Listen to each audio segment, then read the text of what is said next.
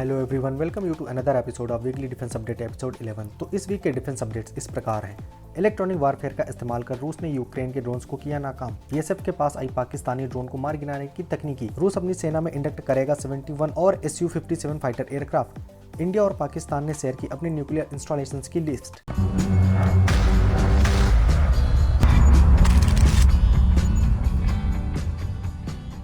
अमेरिकी पत्रिका फोर्ब्स की रिपोर्ट में कहा गया है कि रूस ने अपने इलेक्ट्रॉनिक वारफेयर की क्षमता से यूक्रेन के ज्यादातर ड्रोन्स को बेअसर कर दिया है। RUSI की रिपोर्ट के मुताबिक यूक्रेन को युद्ध शुरू होने के बाद हजारों ड्रोन्स दिए गए थे, लेकिन अब तक उनमें से लगभग 90% ड्रोन या तो रूस ने मार गिराए हैं या वे खुद ही दुर्घटनाग्रस्त हो गए हैं।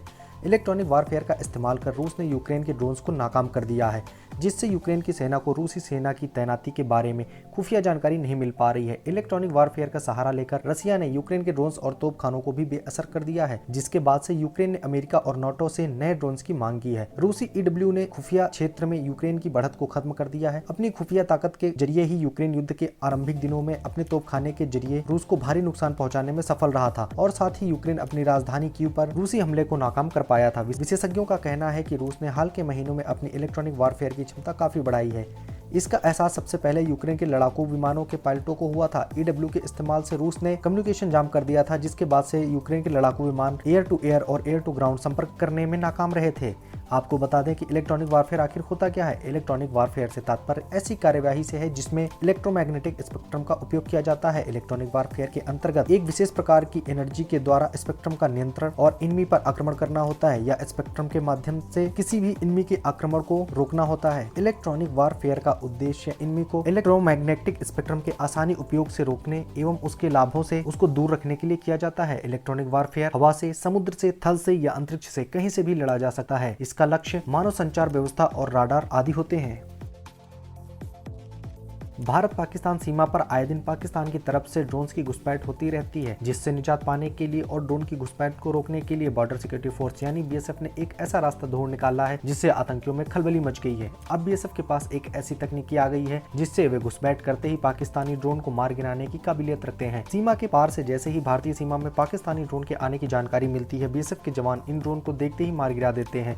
BSF की एक रिपोर्ट में खुलासा हुआ है कि पिछले साल पंजाब से लगती सीमा पर BSF ने दुश्मन के 22 ड्रोन को मार गिराने में कामयाबी हासिल की थी। साल 2022 में जिन 22 ड्रोन को मार गिराया है, उनमें से 10 ड्रोन को BSF पिछले साल 6 नवंबर से 21 दिसंबर के बीच डिस्ट्रॉय किया था। BSF ने ड्रोन मार गिराने में जो बड़ी कामयाबी हाथ लगी है, उसके पीछे सबसे बड़ी वजह सभी सुरक्षा एजेंसियों में बेहतर तालमेल होने के साथ साथ आधुनिक तकनीकी का योगदान है। BSF, national technical research organisation NTRO समेत सेंट्रल इंटेलिजेंस एजेंसीज ने पाकिस्तानी ड्रोन की गतिविधियों की पूरी जानकारी जुटाकर उन जगहों पर अपने ऑपरेशंस को केंद्रित कर रही है जिन जगहों पर सबसे ज्यादा ड्रोन्स के आने की जानकारी मिल रही है। यही नहीं, BSF ने हाल ही के दिनों में जिन पाकिस्तानी ड्रोन को ऑपरेशन में जब्त किया है, उनसे बरामद चिप का टेक्निकल एनालिसिस कर ऐसे ड्रोन के रूट प्लान की अहम जानकारी जुटा ली गई है, जिसकी वजह से BSF बेहतर तरीके से दुश्मन के ड्रोन प्लान से निपट पा रही है। आपको बता दें कि पंजाब से लगती पाकिस्तानी सीमा के कई सीक्रेट लोकेशन पर ड्रोन हंटिंग टीम के साथ साथ एंटी ड्रोन सिस्टम को भी तैनात किया गया है। एंटी ड्रोन सिस्टम की सबसे खास बात यह है कि किसी भी मौसम में दुश्मन के सिग्नल को जाम कर देता है, जिससे पाकिस्तानी ड्रोन सीधे आसमान से जमीन पर गिरते हैं। BSF की रिपोर्ट के मुताबिक साल 2022 में BSF ने पाकिस्तानी सीमा से सटे पंजाब में जहां 29 पाकिस्तानी लोगों को पकड़ा है, वहीं करीब 241 किलो ड्रग्स की रिकवरी भी की है। साथ ही 51 किलो हथियारों के साथ साथ 751 किलोग्राम बारूद भी बरामद किए हैं। चीन से सटे LAC से 50 किलोमीटर की दूरी पर स्थित लद्दाख के न्योमा में देश का सबसे ऊंचा एयरफील्ड बनाने की तैयारी शुरू हो गई है। केंद्र सरकार ने शनिवार को इसके लिए RFI भी जारी की है।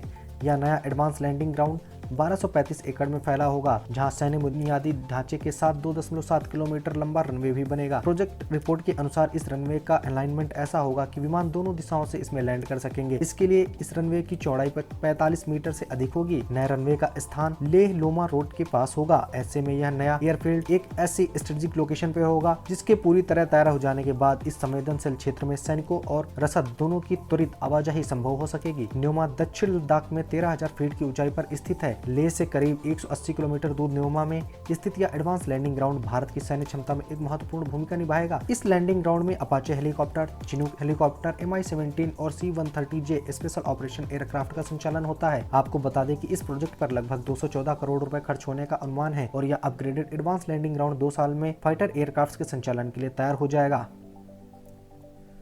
ऑस्ट्रेलिया के क्वींसलैंड में एक भयानक हादसा हो गया। यहाँ हवा में 2 हेलीकॉप्टर आपस में टकरा गए जिसमें 4 लोगों की मौत हो गई। हादसा एक थीम पार्क के पास हुआ। यहाँ लोग हेलीकॉप्टर में जॉय राइड कर रहे थे। सी वर्ल्ड थीम पार्क में लोग नए साल का जश्न मनाने आए थे। छुट्टियां होने के कारण यहाँ काफी ज्यादा भीड़ थी। जैसे ही टक्कर हुई, लोगों के बीच अफरा तफरी मच गई। ऑस्ट्रेलिया में गोल्ड कोस्ट के उत्तरी समुद्र तट के ऊपर 2 हेलीकॉप्टर की आपस में टक्कर हो गई। आपको बताते हैं, गोल्ड कोस्ट क्वींसलैंड राज्य के ब्रिस्बेन से 45 मील की दूर दक्षिण में है। इस घटना पर क्वींसलैंड राज्य पुलिस ने कहा कि दोनों हेलीकॉप्टर को गोल्ड कोस्ट के उत्तरी समुद्र तट पर मेन बीच में शीवर्ड पार्क के समीप टकरा गए। यह हादसा उस दौरान हुआ जब एक हेलीकॉप्टर उड़ान भर रहा था और दूसरा हेलीकॉप्टर उतर रहा था। एक प्रत्यक्षदर्शी ने मेलबर्न रेडियो स्टेशन को बताया कि सीवर्ड के कर्मचारियों ने दुर्घटना की आवाज सुनी। इसके बाद अधिकारियों ने सीवर्ड पार्क के समीप घटना स्थल की ओर जाने वाले सीवर्ड ड्राइव मार्ग को बंद कर दिया। इस घटना को लेकर ऑस्ट्रेलिया के परिवहन सुरक्षा ब्यूरो के मुख्य आयुक्त एंगल मिशेल ने कहा कि दुर्घटना के कारणों की जांच की जा रही है। पाकिस्तान पहले से ही परमाणु हथियारों से लैस है। कई बार एक्सपर्ट्स इनके हथियारों की विश्वसनीयता पर सवाल उठाते रहे हैं। पाकिस्तान परमाणु मिसाइल का परीक्षण ऐसे वक्त में करने जा रहा है जब भारत ने अभी कुछ दिन पहले ही अग्नि मिसाइल का परीक्षण किया था और साथ ही भारत ने ब्रह्मोस सुपरसोनिक मिसाइल का भी परीक्षण किया था। पाकिस्तान ने एक नोटिस जारी करके बताया कि अरब सागर में लंबी दूरी तक मार करने वाली मिसाइल का वो परीक्षण करेगा। पाकिस्तान ने अरब सागर के परीक्षण वाले क्षेत्र को नो फ्लाइंग जोन घोषित किया है। पाकिस्तान के इस मिसाइल की मारक क्षमता 1650 किलोमीटर तक होने की संभावना जताई जा रही है। हालांकि अभी तक इस मिसाइल के नाम के बारे में कोई जानकारी नहीं सामने आई है। रिपोर्ट्स के मुताबिक ये मिसाइल परमाणु बम ले जाने में सक्षम है और बताया जा रहा है कि ये MIRV तकनीक से लैस है।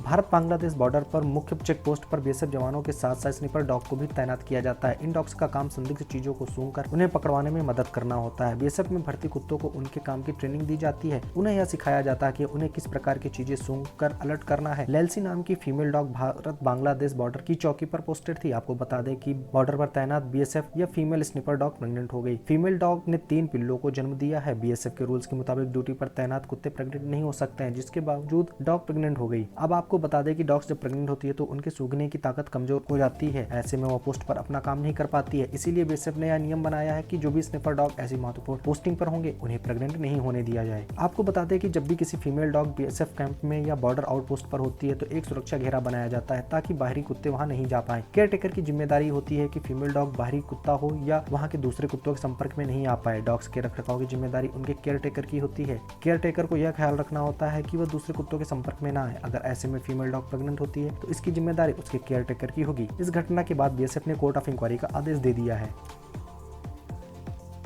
सुखोई Su-57 फाल्कन रूस का पहला स्टेल्थ एयरक्राफ्ट है जिसकी मदद से रूस यूक्रेन पर भारी तबाही मचा सकता है। इसलिए यह रूस के लिए फायदेमंद माना जा रहा है। रूस की सेना ने 71 Su-57 का ऑर्डर दिया है। रूस को अभी तक 5 मिल चुके हैं। आपको बता दें कि इसकी अधिकतम गति 2135 किलोमीटर प्रति घंटा है। ये सुपरसोनिक स्पीड में 1500 किलोमीटर तक उड़ान भर सकता है।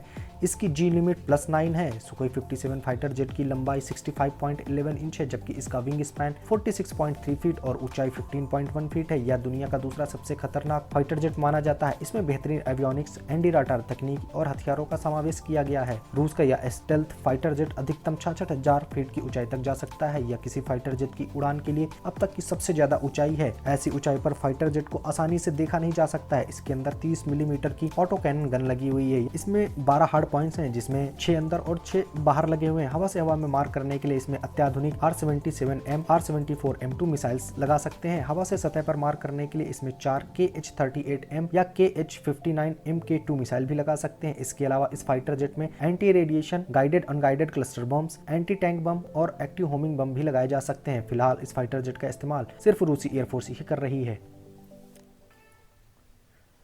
इंडिया के विदेश मंत्रालय ने 1 जनवरी को एक प्रेस रिलीज जारी की जिसके मुताबिक भारत और पाकिस्तान के बीच 1 जनवरी 2023 को नई दिल्ली और इस्लामाबाद में एक साथ डिप्लोमेट्स के जरिए न्यूक्लियर इंस्टॉलेशन और फैसिलिटीज की लिस्ट एक्सचेंज की गई। पाकिस्तान ने इस्लामाबाद में स्थित इंडियन हाई कमीशन और भारत ने नई दिल्ली में स्थित पाकिस्तान के हाई कमीशन के अधिकारियों को न्यूक्लियर इंस्टॉलेशन और फैसिलिटीज की लिस्ट सौंपी। ये लगातार 32वां साल था जब दोनों देशों ने एक दूसरे से ऐसी लिस्ट शेयर की है। 1 जनवरी 1992 से हर साल 1 जनवरी को ये लिस्ट साझा की जाती है। आपको बता दें कि 13 मई 1998 को तो भारत एक न्यूक्लियर पावर्ड देश बन गया था। इसके बाद 31 दिसंबर 1988 को इंडिया और पाकिस्तान के बीच एक एग्रीमेंट हुआ। यह एग्रीमेंट 27 जनवरी 1991 को लागू हुआ, जिसके बाद पहली बार 1 जनवरी 1992 को इंडिया और पाकिस्तान ने एक दूसरे से अपने अपने न्यूक्लियर इंस्टॉलेशन और फैसिलिटीज की लिस्ट शेयर की। इस एक्सचेंज लिस्ट में बेसिकली न्यूक्लियर एनर्जी पर चलने वाले power plant, research reactor, fuel fabrication, uranium enrichment, isotope separation के साथ साथ वो सारे इंस्टॉलेशंस जहां न्यूक्लियर फ्यूल का यूज हो रहा है या फिर रेडियो एक्टिव मटेरियल रखा है उसकी डिटेल रहती है। इसके अलावा दोनों ने अपने अपने न्यूक्लियर बेसिस की लिस्ट भी शेयर की है। इसके साथ ही इंडिया और पाकिस्तान ने एक दूसरे की जेलों में बंद सिटीजन और मछुआरों की लिस्ट भी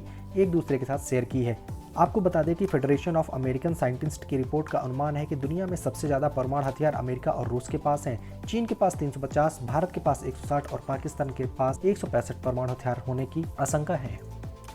रूस ने यूक्रेन युद्ध के बीच अटलांटिक महासागर में जिरकान हाइपरसोनिक क्रूज मिसाइल से लैस एडमिरल गार्शकोव युद्धपोत की तैनाती की है। हाइपरसोनिक मिसाइल से लैस रूसी नौसेना के युद्धपोत की तैनाती से इस बात के संकेत मिल रहे हैं कि रूस किसी भी हालत में यूक्रेन युद्ध से पीछे नहीं हटने जा रहा है। रूसी राष्ट्रपति व्लादिमीर पुतिन ने जहाज के कमांडर से वीडियो कॉन्फ्रेंसिंग के जरिए बात करते हुए खुद इस मिसाइल की मौजूदगी का खुलासा किया है। जिरकान दुनिया की सबसे तेज उड़ने वाली मिसाइल है। जिरकान मिसाइल 11,000 किलोमीटर प्रति घंटे की गति से उड़ान भरने में सक्षम है। रूस की हाइपरसोनिक क्रूज मिसाइल 1000 किलोमीटर की दूरी तक मार कर सकती है। यह मिसाइल इतनी तेज है कि दुश्मन का एयर डिफेंस सिस्टम भी इसे इंटरसेप्ट करने में सक्षम नहीं है। जिरकान को एवनगार्ड हाइपरसोनिक ग्लाइड वाहन के साथ 2019 में रूसी सेना में तैनात किया गया था। यह रूसी शस्त्रागार में मौजूद सबसे ज्यादा ताकतवर हथियारों में से एक है।